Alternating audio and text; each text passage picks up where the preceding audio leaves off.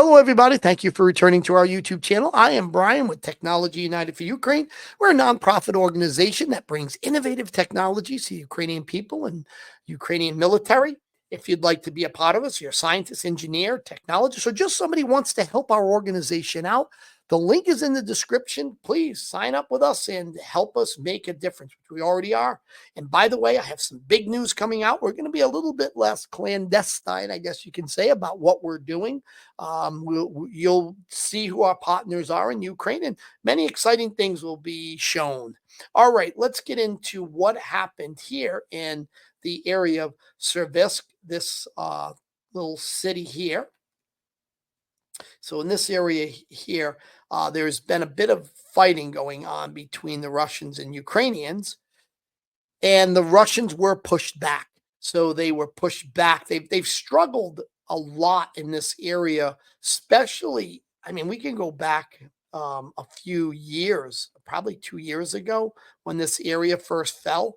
So if we go here, remember the Battle of Severodonetsk, bloody battle for the Russians right here, and largely the Chechens ran the charge here, and they just got absolutely massive casualties with eventually making their way here and then unable to continue forward. Not a lot of progress has been made since then. And the Russians are pushing in that area, but very limited success. And in some cases, absolutely none. Now, let's go down to Prokhorovsk. We know in this area here, this is a city that the Russians are really focusing on getting. Let me blow that up so maybe you can see it better. So right here, this is Prokhorovsk. The Russians have pushed very heavily in this direction, although they have not been as successful in this direction.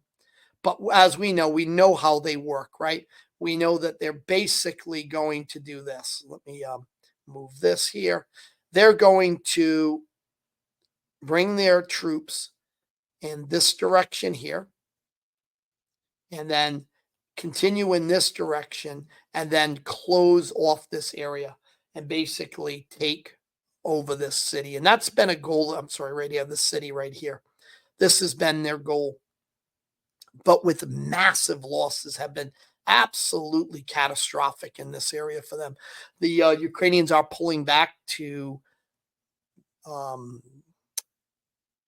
planned defensive positions, some not as good as others, as we've heard, but hopefully that's improved their prepared defensive positions as they pull back.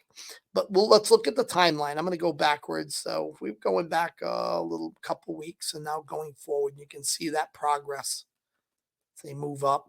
So they've made a little bit, but not really as much on this side.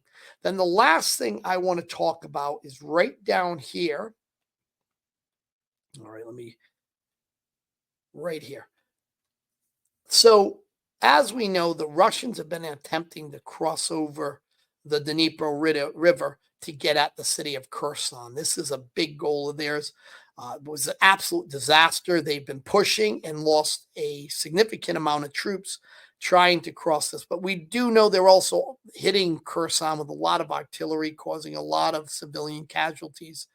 A real mess in that area, but they've just not been able to make much progress. This is an area that seems to be fairly weak. It's not as strong as we look where the Donetsk region is. All right, everyone. Remember, tomorrow I'll be coming out with some news about who we work with and what we've done. So that should be exciting. All right. So remember, like, share, and subscribe.